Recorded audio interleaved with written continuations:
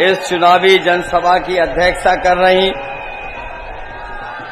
Congress party की नेता उषा द्विवेदी जी,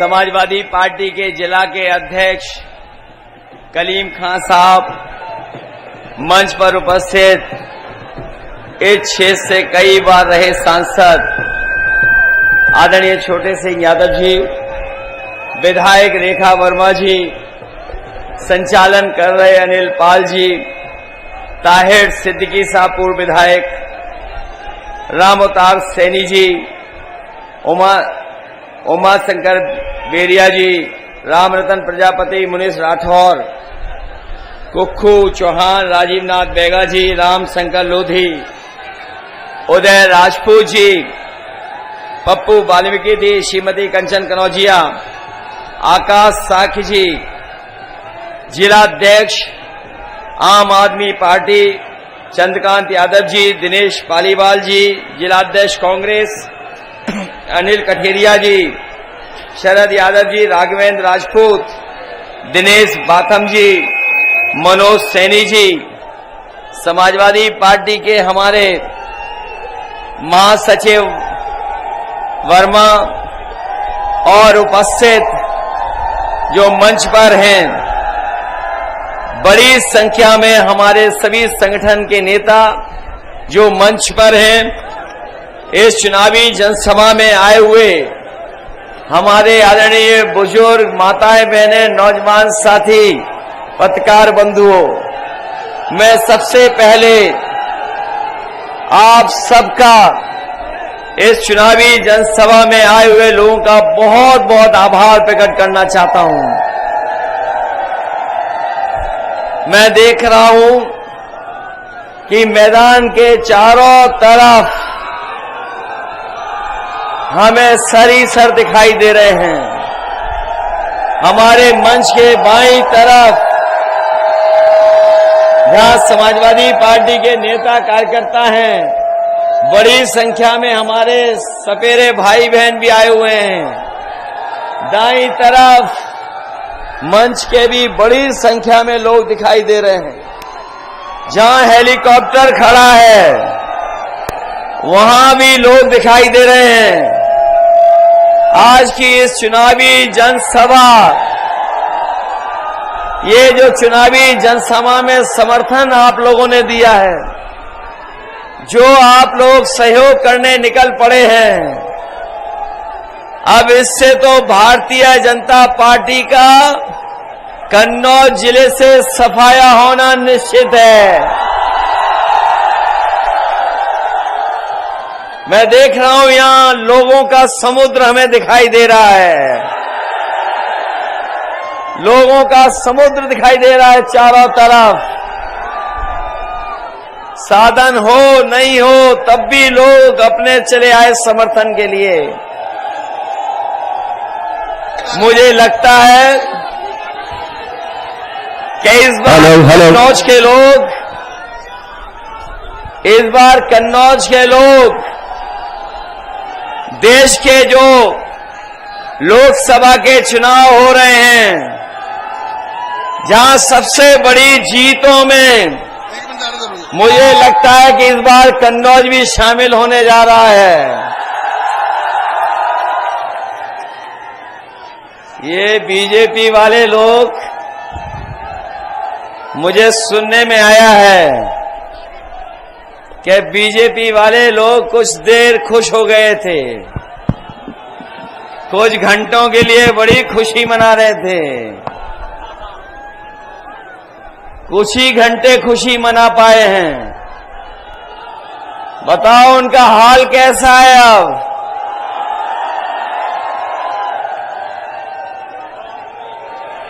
कहां चले गए बीजेपी वाले लोग? और इसलिए नहीं, हमारे कन्नौज के लोग जानते होंगे, जहां पर विकास छूटा था वहीं छूट गया। जहां विकास छोड़ा था हम लोगों ने, उससे आगे ये कन्नौज का विकास नहीं किया इन्होंने। और इनको केवल 10 साल का हिसाब किताब नहीं देना है, बल्कि 17 साल का हिसाब किताब देना है। दिल्ली के 10 साल और लखनऊ के सरकार के 7 साल। बताओ 17 साल का हिसाब देना है कि नहीं देना है इन्हें? और 17 साल में हमारे किसानों के साथ धोखा किया। किसान भाइयों, देश के प्रधानमंत्री जी आए थे, कन्नौज में कई बार आए और कह के गए थे कि हम किसानों की आय दोगुनी कर देंगे। बताओ गुरसाईगंज में आए थे, तिरवा में आए थे। बताओ हमारे किसान भाइयों, किसी की पैदावार का लाभ, क्या उनकी आय दोगुनी हो गई? आज आय दोगुनी नहीं की थी, इन्होंने काले कानून लाने का काम किया था और काले कानूनों से हमारे किसान भाइयों की जमीन छीनना चाहते थे। न केवल जमीन छीनना चाहते थे, बल्कि उनकी पैदावार की लूट करना चाहते थे। हमारे किसान भाई पूरे देश के दिल्ली में बैठ गए, धरना दिया। किसान आंदोलन को रोकने के लिए बीजेपी के लोगों ने आरसीसी की दीवार बनवाई थी, कील लगवाई थी। ट्रैक्टर में कोई डीजल नहीं भरवा सकता था, लेकिन हमारे किसानों ने परवाह नहीं की। दिल्ली सालों साल घेरे रहे और तभी दिल्ली से लौटे थे जब काले कानून वापस हो गए थे। 1000 किसान शहीद हो गया। इनकी सरकार में 1000 किसान शहीद हुआ है। थार से किसान की हत्या हुई है। किसानों पे, हम लोगों पे झूठे मुकदमे लगे हैं, लेकिन किसान पीछे नहीं झुका, अपनी एमएसपी की मांग कर रहा है। हम अपने किसान भाइयों को भरोसा दिलाते हैं, समाजवादी पार्टी, इंडिया गठबंधन और कांग्रेस पार्टी ने तय किया है, सरकार बनेगी तो अपने किसानों को एमएसपी का कानूनी अधिकार दिलाने का काम होगा। न केवल किसानों को एमएसपी का कानूनी अधिकार मिलेगा, बल्कि हमारे किसानों का कर्ज भी माफ करने का काम होगा। और कर्ज इसलिए माफ करना चाहते हैं, इन बीजेपी वालों ने उद्योगपतियों का, बड़े बड़े लोगों का तो कर्ज माफ किया, और जब कर्ज माफ करने का इन्होंने नियम बनाए तो नियम ये बनाया कि 5 करोड़ से ऊपर जिन लोगों का कर्ज है उनका कर्ज माफ हो जाएगा। हमारे किसान भाइयों बताओ, गांव के रहने वाले गरीब, इनका लाखों में हजारों में कर्ज होता है, इनका कर्ज ना माफ करना पड़े, इनका कर्ज बना रहे, कर्ज इनका और सर पे चढ़ जाए, इसलिए इन्होंने नियम बनाया था कि 5 करोड़ से ऊपर जिन लोगों ने कर्ज लिया है उनका कर्ज माफ होगा। बीजेपी के सरकार ने 16 लाख करोड़ कर्ज माफ कर दिया उद्योगपतियों का, बड़े लोगों का। हम अपने किसान भाइयों कह के जा रहे हैं, जिनका लाखों में कर्जा है, अगर वो करोड़ों में उद्योगपतियों का माफ कर रहे हैं तो अपने गरीबों का, किसानों का लाखों में जो कर्जा है वो माफ करने का काम होगा। ये हमारे नौजवान, ये जो नौजवान साथी हमें दिखाई दे रहे हैं, ये बीजेपी वाले गांव-गांव कार्यक्रम चलवा रहे थे, विकसित भारत यात्रा। ये विकसित भारत यात्रा का अगर सहयोग हमारे प्रधानों ने न किया होता तो इनकी विकसित यात्रा नहीं चल पाती। ये विश्व गुरु बनाना चाहते हैं देश को। हम बीजेपी के लोग कहना चाहते हैं, जिस समय हमारा किसान खुशहाल होगा विकसित भारत भी बन जाएगा और नौजवान को नौकरी रोजगार मिलेगा तो विश्व गुरु भी हमारा भारत देश बन जाएगा। नौजवान साथियों, इस सरकार ने धोखा दिया कि नहीं दिया धोखा आपको? इन्होंने नौकरी निकाली, परीक्षा लिखवाई और बाद में पेपर लीक कर दिया। बताओ पेपर लीक हुए कि नहीं हुए? और एक पेपर लीक नहीं हुआ, 10 से ज्यादा पेपर लीक हुए। यही नौजवान जो तैयारी कर रहे थे सालों साल कोचिंग कर रहे थे, बड़ी मेहनत से पढ़ाई कर रहे थे, किराया मांग करके उधार कर करके इन्होंने पढ़ाई पूरी की, कोचिंग की, और जब परीक्षा लिखी, जब वो परीक्षा दे करके नौजवान घर लौटा तो पता लगा पेपर लीक हो गया, परीक्षा कैंसिल हो गई। इस सरकार में जो भी परीक्षा हुई हैं सबके पेपर लीक हो गए। बताओ ये सरकार कैसी है जो अपना लीकेज नहीं रोक पा रही है? बताओ पेपर लीक हो रहा है कि नहीं हो रहा है? ये कैसी सरकार है जो अपना लीकेज नहीं रोक पा रही है, पेपर लीक करा रही है? और केवल पेपर लीक नहीं हुए हैं बल्कि नौजवान जो हमारा दौड़ के भाग के दिन रात तैयारी करता था फौज की, क्या उसको फौज में भर्ती मिल जाएगी, पक्की नौकरी मिलेगी और वर्दी पहनने को मिलेगी, देश की रक्षा करने के लिए चला जाएगा, वो नौकरी भी इन्होंने आधी अधूरी कर दी। ये अग्निवीर वाली नौकरी, ये जो आधी अधूरी नौकरी है, हम समाजवादी लोग और इंडिया गठबंधन के लोग कभी स्वीकार नहीं कर सकते हैं। नौजवानों, सरकार बनेगी, अग्निवीर व्यवस्था हमेशा हमेशा के लिए खत्म हो जाएगी। ये 4 साल की नौकरी हमारा नौजवान स्वीकार नहीं कर सकता। और ये अग्निवीर में कोई आपका सम्मान नहीं है, ना आपको कोई इसमें सम्मान मिलेगा, ना आपको कोई सुविधा मिलने जा रही है। और अगर शहीद भी हो गए तो आपको सम्मान के साथ घर नहीं पहुंचाएंगे। याद होगा आपको, ये नेताजी ने किया था कि अगर कोई जवान शहीद होता था तो उसको सम्मान के साथ उसके घर परिवार तक ला करके उसको सम्मान देते थे। ये नेताजी का फैसला था। आज अग्निवीर अगर कहीं शहीद होगा तो उसको सम्मान नहीं दे रही सरकार।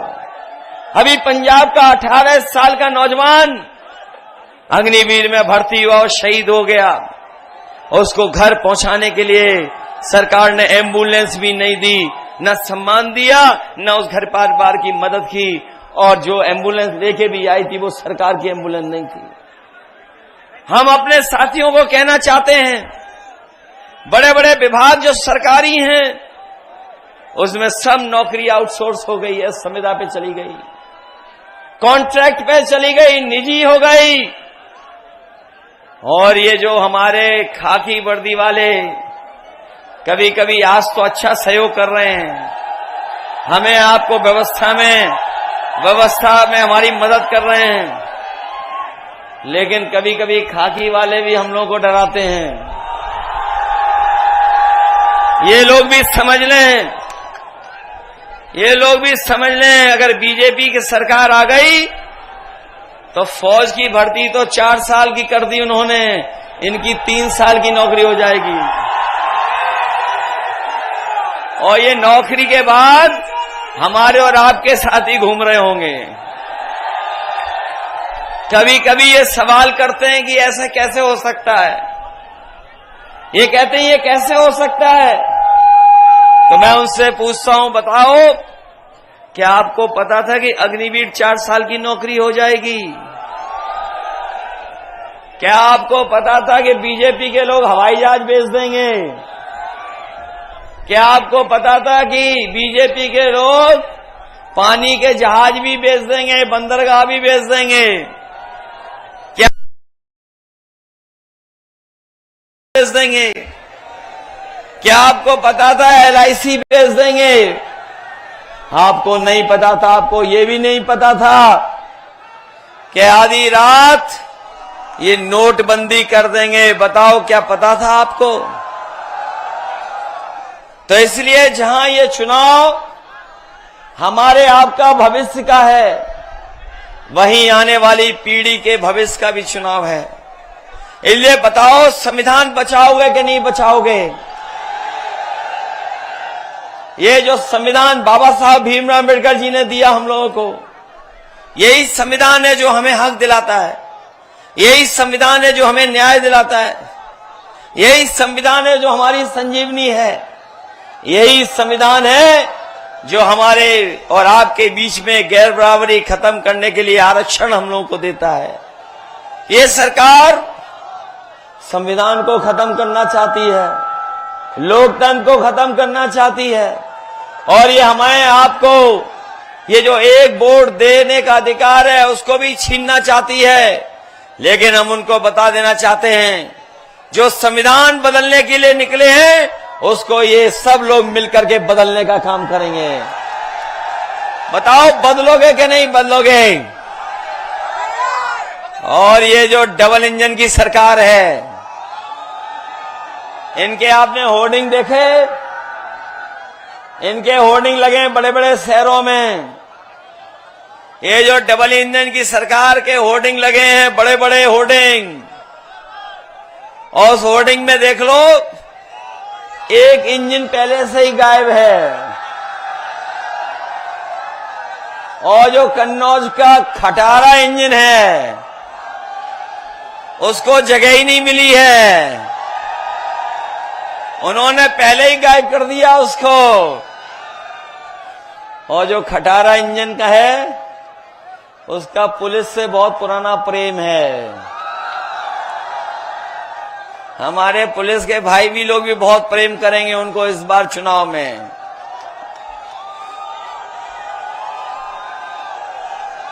इसलिए सावधान हो कि नहीं सावधान हो? और ये सरकार वाले बताएं, जिनकी नौकरी छीनी, बताओ, हर नौजवान की नौकरी छीन ली परीक्षा देने वाले की। जो अगर हम कुल मिला के जिनके परीक्षा कैंसिल हो गई, जिनका पेपर लीक हो गया, वो ऐसे 60 नौजवान हैं। 60 लाख। अगर 60 लाख नौजवानों का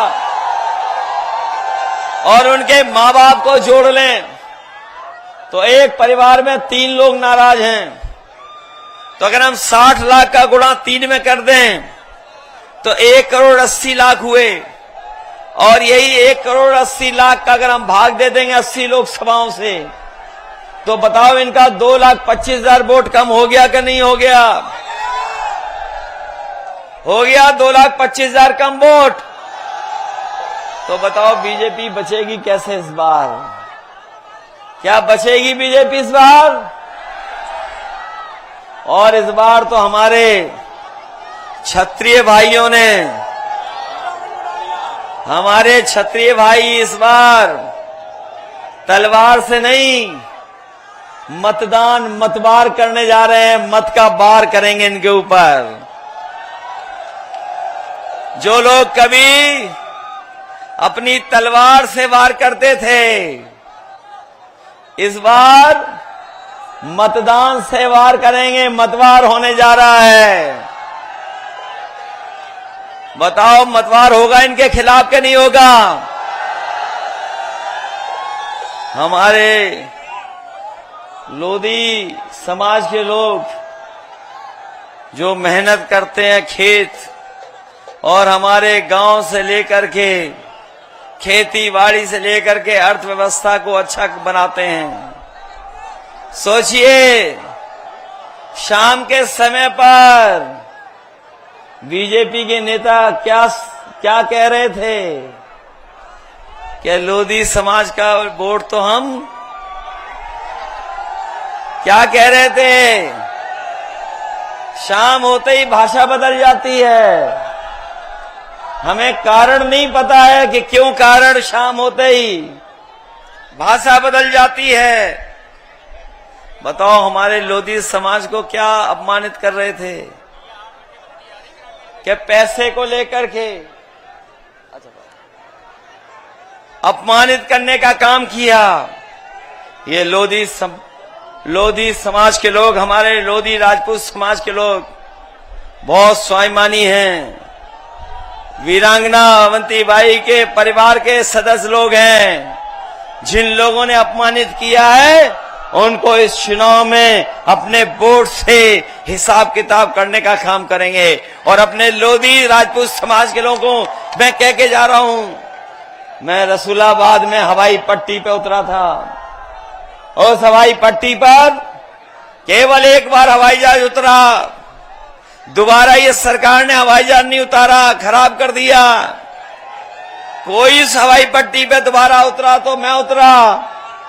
मैं अपने लोधी समाज के भाई बहनों कहना चाहता हूं कि वो एयरपोर्ट जो बनने जा रहा है उसका नाम वीरांगना, बोलो उनके नाम पे कर दें कि नहीं करें हम लोग? वीरांगना अवंती भाई उनके नाम पर हम लोग करने का काम करें। न केवल वीरांगना अवंती बाई के नाम पर वो एयरपोर्ट होगा, बल्कि तिरवा में जो पैरामेडिकल है, जो पैरामेडिकल नर्सिंग मेडिकल कॉलेज के सामने है, उसको भी उनके नाम से उनको सम्मान देने का काम करेंगे। जो लोग कह रहे हैं कि मेडिकल कॉलेज बाबा साहब भीमराव अम्बेडकर जी के नाम पर हो गया है, ना उसका कोई नाम हटा पाएगा और न कोई बाबा साहब भीमराव अम्बेडकर जी का दिया हुआ आरक्षण उस मेडिकल कॉलेज से खत्म कर पाएगा। जैसे आरक्षण से उन्हें डॉक्टर पढ़ने की अनुमति मिली है, उनकी संख्या बढ़ी है, उसको और बढ़ाने का काम हम समाजवादी लोग करेंगे। ये क्षेत्र बहुत पिछड़ा इलाका था। ये हमारे पुराने नेता जानते होंगे, जब मैं पहली बार चुनाव लड़ने आया था तो सड़कें ऐसी थीं जिसकी आप कल्पना नहीं कर सकते। ये हमारे बुजुर्ग लोग जानते होंगे, हसेरन, इंदरगढ़ आना, नादेमऊ जाना, और इस इलाके में जाने में पूरा दिन लग जाता था, एक कोने से दूसरे कोने तक। जब यहाँ के विधायक रहे अनिल पाल जी के पिताजी विजय बहादुर पाल जी, वो जब हमारे साथ चलते थे तो बताते थे कितने दिन उन्होंने भूख हड़ताल की थी, जाने कितने दिन सड़क बनवाने के लिए भूख हड़ताल करनी पड़ती थी। तब भी सड़क नहीं बन रही थी। अगर किसों का जाल बिछाया तो समाजवादी लोगों ने चारों तरफ सड़क बिछाने का काम किया। जब कभी खड़नी से निकलते थे तो बताओ खड़नी में कितने गहरे गड्ढे होते थे।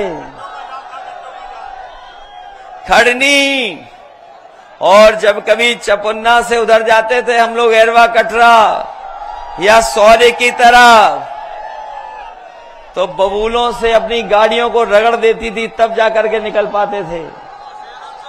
बताओ आज शिवरामऊ सौरे एरवा कटरा 4 लेन की सड़क है कि नहीं है? बताओ आप। ये सब सड़कें हो गई हॉट मिक्स क्या नहीं हो गई? और जितने तार, जितने ट्रांसफार्मर, जितना बिजली का इंतजाम किया, ये बीजेपी के चुनने के बाद ये सब बिजली आना बंद हो गई। बताइए, बताओ बिजली आना बंद हो गई बीजेपी सरकार में क्या नहीं? और बिजली आ भी रही तो बताओ बिल कितना देना पड़ रहा है। और मीटर लगा दिया वो अलग, और जब बिल आता है तो बताओ करंट लगता है कि नहीं लगता है? और बिजली आ नहीं रही है। जितनी समाजवादियों ने बिजली बनाई उतनी ये बिजली भी नहीं बना पाए, न गांव तक पहुंचा पाए। मुझे याद है जब देश के पूर्व राष्ट्रपति कलाम साहब से मेरी मुलाकात हुई और उन्होंने मुलाकात में उत्तर प्रदेश के लिए बहुत सारी राय और सुझाव दिए थे। जिन सुझावों को हमने पूरा किया। और उस समय आपको याद होगा कि यहीं पर कलाम साहब आए थे, फकीरे पुरवा में हम लोगों ने उनको कार्यक्रम में बुलाया था और उस गांव को वो बिजली की सुविधा दी थी कि आंधी तूफान भी आ जाए, तार टूट जाए, ट्रांसफर फूक जाए, लेकिन गांव की बिजली नहीं जाती थी। और बिजली न जाने के साथ साथ उनको कभी बिल नहीं देना पड़ता था, पूरे गांव की फ्री बिजली थी। वही योजना कई गांवों में शुरू कर दी हमने, लेकिन इस सरकार ने उस गांव के अलावा किसी गांव में वैसी बिजली नहीं लगने दी। और उस गांव में जो लगी हुई बिजली का इंतजाम था वो इस सरकार ने खराब कर दिया, फेंक दिया, खराब कर दिया। आज उस गांव के लोग उस बिजली के प्लांट से बिजली नहीं पा रहे, उन्हें कोई सुविधा नहीं दी। ये बताइए धोखा हुआ कि नहीं हुआ? और उमरदा में हम लोगों ने दूध का प्लांट लगवाया था और गाय के दूध का कारखाना लगवाया था, जिससे गाय के दूध से बनी हुई चीजें हमारी बाजार में पहुंचे, शहरों में पहुंचे और हमारे किसानों को लाभ हो। मैंने उस समय कहा था, आपको याद होगा, कि अपने किसान भाइयों को अगर भैंस के दूध से 4 रुपए ज्यादा पैसे में हमें प्रति लीटर अगर दूध खरीदना पड़ेगा, तो अपने गांव में रहने वाले किसान भाइयों के गायों का 4 रुपए महंगा दूध खरीद करके उस कारखाने को चलाएंगे। इस सरकार ने न किसानों को रेट बढ़ के दिया, बल्कि वो कारखाना था वो बंद करा दिया। अब बंद हो गया। आपके बच्चे पढ़ लिख करके इंजीनियर बन जाते, वो इंजीनियरिंग कॉलेज बंद कर दिया। बताओ ये बंद हो गए कि नहीं बंद हो गए? और ये बहुत प्रचार कर रहे थे वैक्सीन वाला। बताओ सबके वैक्सीन लगवा दी? वैक्सीन लग गई सबके। और ये हमारे सरकारी कर्मचारी जानते होंगे, इन्हें दबाव डाल करके इनके वैक्सीन लगवा दी। ये जितने सरकारी कर्मचारी हैं, प्रेस के लोग हैं, इनके सरकार के लोगों ने दबाव बनाया, वैक्सीन लगवा दी। अब तो यूके के कोर्ट से फैसला भी आ गया है कि जिन लोगों को ये वैक्सीन लगी है उनका हार्ट फेल जल्दी हो सकता है, हार्ट की बीमारी हो सकती है। बताओ वो जब अपना वैक्सीन का सर्टिफिकेट देखेंगे तो वोट किसको देंगे? बताओ भाजपा के खिलाफ वोट डालेंगे कि नहीं डालेंगे? जब वो अपना सर्टिफिकेट देखेंगे, बताओ इनकी जान को खतरे में डाल दिया कि नहीं डाल दिया बीजेपी वालों ने? और जब सर्टिफिकेट देखेंगे वैक्सीन का, तो वोट भारतीय जनता पार्टी के खिलाफ डालेंगे, ये हम जानते हैं। वैक्सीन हमने नहीं लगवाई, हमारे जैसे और भी साथी होंगे, हैं कुछ साथी जिन्होंने वैक्सीन नहीं लगवाई। लेकिन बीजेपी ने वैक्सीन वालों से भी पैसे वसूल लिए। बताओ इलेक्ट्रॉल बॉन्ड से पैसे वसूले इन्होंने, बड़ी बड़ी कंपनियों से चंदा वसूल लिया इन्होंने। 1000 करोड़, 600 करोड़, 500 करोड़, 400 करोड़। जो मीट का कारोबार करते हैं उनसे भी पैसा वसूला इन्होंने। बीजेपी वालों ने जो मीट का कारोबार करते हैं उनसे चंदा वसूला, वैक्सीन से वसूला। और ये जो पैसा वसूला है, इसी की वजह से महंगाई है। बताओ महंगाई बढ़ गई कि नहीं बढ़ गई? पहले बाजार में जो बिस्किट पैकेट आता था, जो पार्ले जी का बिस्किट पैकेट आता था, इतना बड़ा आता था। हमारे पुराने लोग जानते होंगे, ये पार्ले जी का बिस्किट पैकेट इतना बड़ा होता था। महंगाई और मुनाफे के चक्कर में बताओ पार्ले जी का बिस्किट छोटा पैकेट हो गया कि नहीं हो गया? अब कितने बिस्किट का पैकेट आ रहा है? 5 का आ रहा है। इनकी सरकार और चली तो 1 बिस्किट वाला पैकेट आएगा, 1 बिस्किट का। ये पार्ले जी से ही सीखे हैं, हमारे किसानों की बोरी से चोरी। बताओ, बोरी से चोरी 5 किलो हो गई कि नहीं हो गई? बाद में 5 किलो और हो गई कि नहीं हो गई? इनकी सरकार आ गई तो आपको हमको खाद पाउच में मिलेगी, बोरी में नहीं मिलेगी। हम लोगों ने आप लोगों को लैपटॉप दिया था इतना बड़ा, याद है? और जहां कहीं किसी पर होगा, वो आज भी चल रहा होगा, जब उसको चलाते होगे तो नेताजी की तस्वीर दिखाई देती होगी। इन्होंने इसकी भी नकल कर ली, तस्वीर की, अपनी तस्वीर डाल दी। हम लोग इतना बड़ा लैपटॉप दे रहे थे, ये कितना दे रहे हैं बताओ? मोबाइल। हम लोगों ने तस्वीर डाली तो इन्होंने भी तस्वीर डाल ली, और ऐसे उंगली घिसते रहो। बताओ, चलता है कि नहीं चलता है?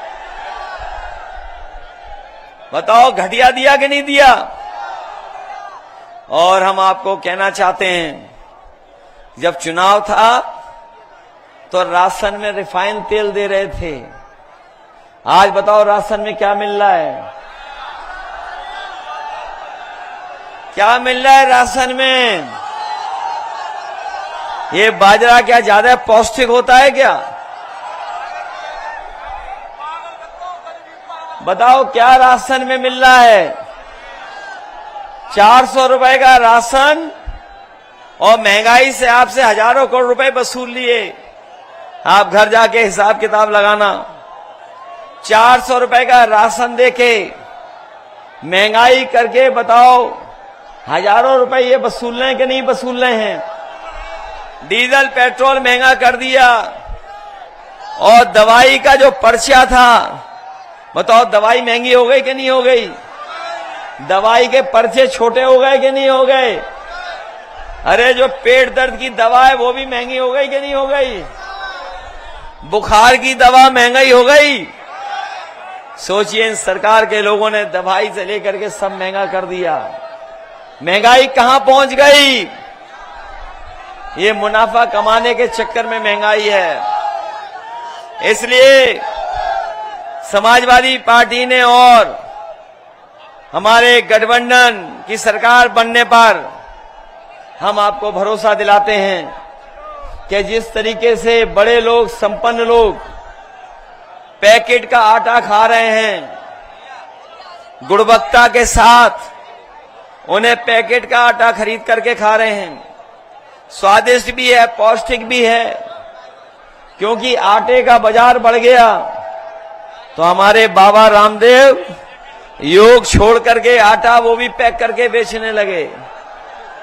इसलिए अपने गरीब भाई बहनों को कह के जा रहे हैं कि राशन की गुणवत्ता तो करेंगे बेहतर, राशन की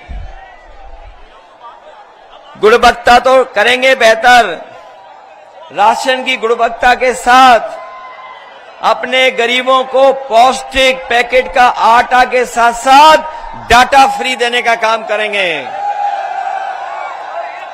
डाटा इसलिए, डाटा, आटा पौष्टिक और फ्री डाटा देने का काम करेंगे, क्योंकि आज डाटा से ही सब कुछ चल रहा है।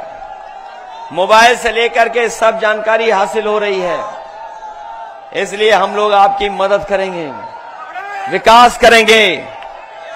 यही हसेरन हमारे सांसद जी ने गोद लिया था, गोद लेकर के भूल गए, गोद लेके गोल कर दिया उन्होंने विकास। यहां पर हमारे शिक्षा मित्रों को भी धोखा दिया इन्होंने। ये हमारे अनुदेशक हैं, इनके साथ भी न्याय नहीं किया है। हर वर्ग के लोगों को दुख पहुंचाया इन्होंने। इसलिए मैं जानता हूं इस बार कन्नौज की सुगंध नकारात्मक राजनीति करने वालों के लिए, नकारात्मक भाषा बोलने वालों के खिलाफ मतदान करने जा रही है। इस चुनाव में नकारात्मक नैरेटिव और नकारात्मक राजनीति करने वालों का सफाया होगा। सफाया करोगे आप लोग? अपनी माताओं बहनों के लिए पढ़ाई से लेकर के इंडिया गठबंधन ने तय किया कि इन्हें लखपति कैसे बनाया जाए। इन्हें लखपति साल में बनाने का काम भी इंडिया गठबंधन की सरकार में होगा। 30 लाख नौकरियां जो खाली पड़ी हैं सरकारी विभाग में, वो भरी जाएंगी और अपने किसानों से लेकर के नौजवानों को सुविधा दी जाएगी। बताओ, मदद करोगे आप लोग? अभी तक जहां जहां प्रचार कर रहे थे हम लोग दूसरों के लिए सहयोग और मदद मांग रहे थे, दूसरों के लिए अपील कर रहे थे जनता से, लेकिन कन्नौज आते आते हमें अपने लिए भी आपसे मदद मांगनी पड़ रही है। बताओ, आप लोग हमारी मदद करोगे? अभी तक तो औरों के लिए वोट मांग रहे थे। बताओ, वोट देकर के हमारे जिताओगे हमें? ये सही है। बड़ी राजनीति में हम लोग बड़ी राजनीति में उलझ गए। हम लोगों ने नेताजी खोने के बाद नेताजी के इस आंदोलन को आगे बढ़ाने का काम किया है। न केवल हम लोगों ने नेताजी को खोया, हमें याद है जब पहला हमारा चुनाव था तो हीरालाल यादव जी भी थे, वो भी यहीं से विधायक रहे। विजय बहादुर पाल साहब भी थे, बहुत सारे और नेता, अनिल दौरे से लेकर के और नेता थे, कप्तान सिंह यादव जी थे। बहुत सारे नेताओं के साथ उस समय उन्होंने हम लोगों को चलना सिखाया, राजनीति में आगे बढ़ाया उन लोगों ने। आदरणीय छोटे सिंह यादव जी हैं और हमारे नेता हैं जो पहले दिन से जब चुनाव में लड़ना शुरू किया हूं तब से साथ हैं, और हम लोगों ने ईमानदारी से कन्नौज लोकसभा का जो कुछ विकास हो सकता है हम लोगों ने विकास कराने का काम किया।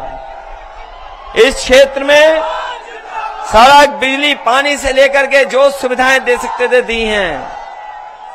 और एक समय ऐसा आया था, देश और दुनिया की जब सबसे बेहतरीन सड़क बनानी थी तो हमने उसकी लाइन अपने कन्नौज से ही बीच से गुजारने का काम किया। आज जो सड़क बनी है आगरा लखनऊ एक्सप्रेसवे, यहां से जब चढ़ जाते होगे उस पे तो महसूस करते होगे कैसी सड़क बनी है। बताओ, सड़क बना दी ऐसी, दिल्ली लखनऊ को जोड़ दिया कन्नौज से, और बिना भेदभाव के समाजवादियों ने काम किया। ये एम्बुलेंस जो चल रही थी गरीबों के लिए, इस सरकार ने एम्बुलेंस खराब कर दी। हमारी माताएं बहनें अगर इलाज के लिए जाएं तो एम्बुलेंस अब समय पर नहीं आती। एम्बुलेंस आ भी जाए तो अस्पताल में इलाज और दवाई नहीं है। इन्होंने न केवल एम्बुलेंस बर्बाद की बल्कि अस्पतालों में इलाज, दवाई कुछ नहीं रखा। ये पुलिस को 100 नंबर गाड़ी दी थी।